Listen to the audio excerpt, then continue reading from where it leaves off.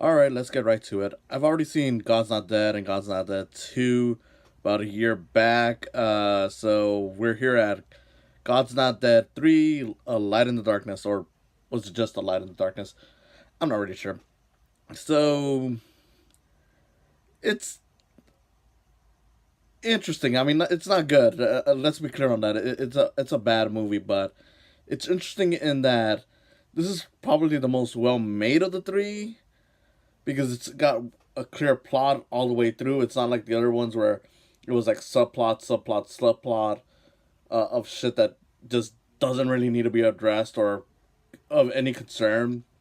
So this one, focuses on something more specifically, and in some cases it does show like it's maturing a bit, like it's understanding the real world just a tiny bit more than the other ones did, but it's still kind of regressive. It's still the kind of thing where it's like, yeah, you're unintentionally, or maybe intentionally, who knows, given the people making this, providing some possibly hurtful messages that you know aren't really good for this kind of thing. But well, let's get to the plot.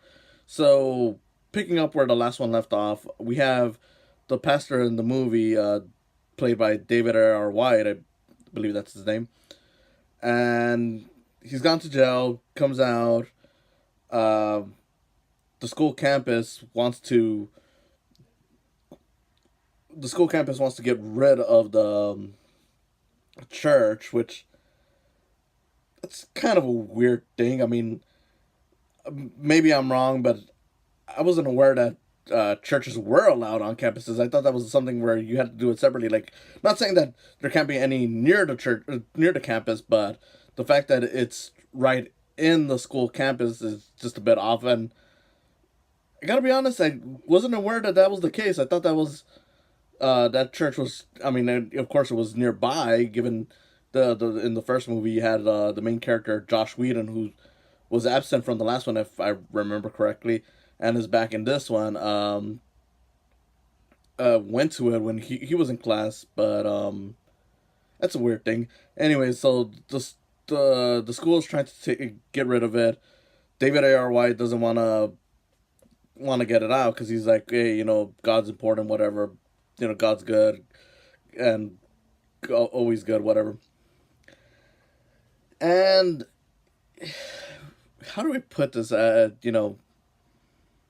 It's just a strange thing because again, you can see where this movie is kind of working. I mean, uh, for starters, um, the last one, I got the most enjoyment out of just laughing out at it, and this one does have its laughable moments too. But there was at one point in God's Not Dead 2 where a black woman was sitting in court, and this white lawyer comes up to her, essentially white splaining her who Martin Luther King Jr. was, and I was just like, this is just stupid. And there are bits like that in this movie too, but more often than not, it at least acknowledges the real world a little bit more. I mean, well, okay, not more often than not, more like a little more consistently compared to the other ones.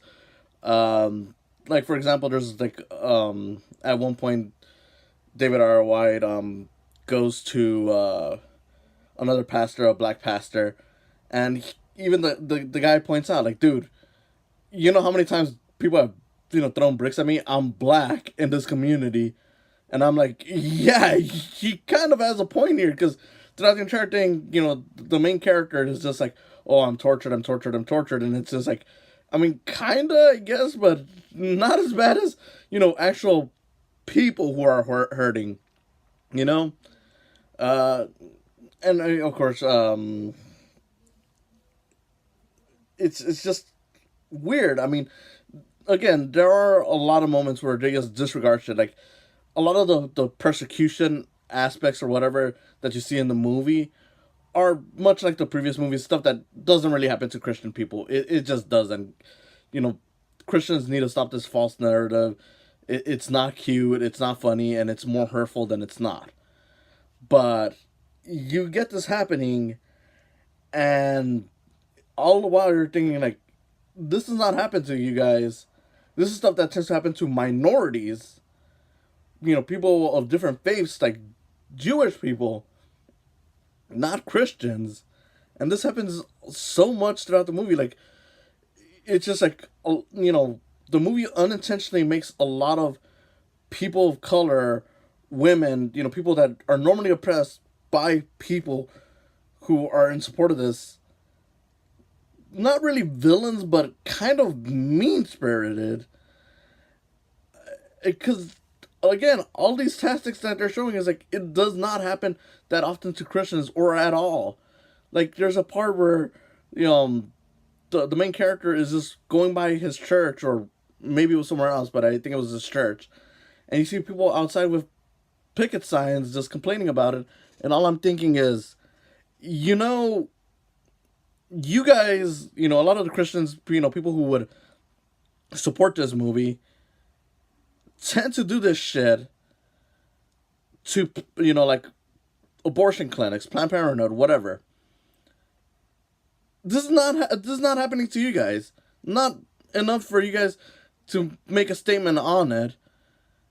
And it's just ridiculous. I mean, it's kind of funny, but at the same time, it's hurtful. Like, it's encouraging, negative things. Because, comparing this to the previous movie, which was, as you remember, 50 Shades Freed, another shady third part that I've seen. I mean, you know, regardless of what you can say about the 50 Shades series, it's not encouraging bad people to feel like they're victims. It's not encouraging bad people to feel like they need to speak out and stand up against a supposed thing that, people are going against them for. Because realistically, Christians are the least persecuted people in terms of faith around this country. I mean, most of the country is still Christian in some way or another. I mean, has there ever been a president that wasn't Christian, in some way or another, again, as I said.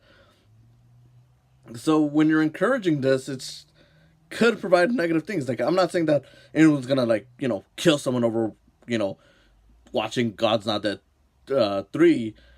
I am saying that it just builds and builds over time. And, I wish I could be funnier about this, because, again, there are some stuff that is just really, really stupid in this movie that, are worth a laugh.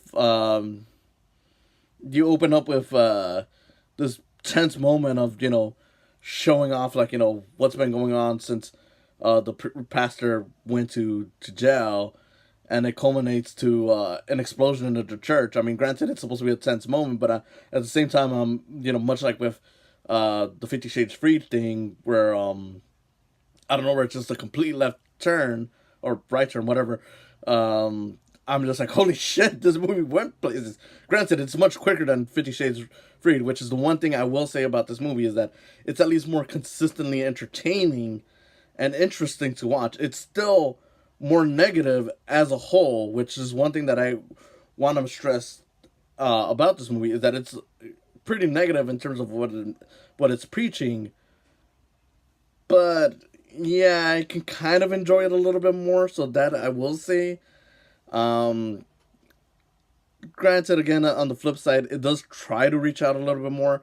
Like, the resolution of the movie is a little more Christian than you would expect. Like, and when I say Christian, I mean as an actual Christian, as in something positive, something that, shows like, okay, we need to help out here. This doesn't need to be here.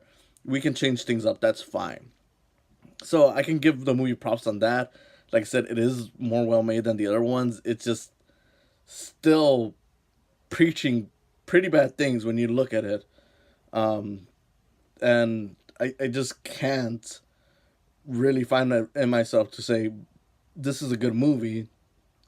I mean, largely because it is, and even the most entertaining stuff about it reaches, Hallmark movie levels. Like, everything, with the main character as the pastor, you know, bonding with his brother. Like, it's cute, but it's Hallmark movie cute. I mean, again, there's some funny stuff in there, but it's unintentional stuff that's just over the top, overly dramatic.